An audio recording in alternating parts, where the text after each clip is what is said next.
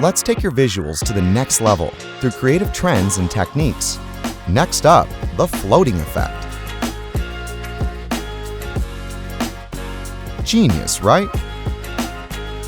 That's so cool. Nice. How'd they do that? Let's take a look. We want to give the impression of someone floating in the air. First things first, for this to work, we've got to keep that phone still. Set up a tripod or a phone stand of some kind.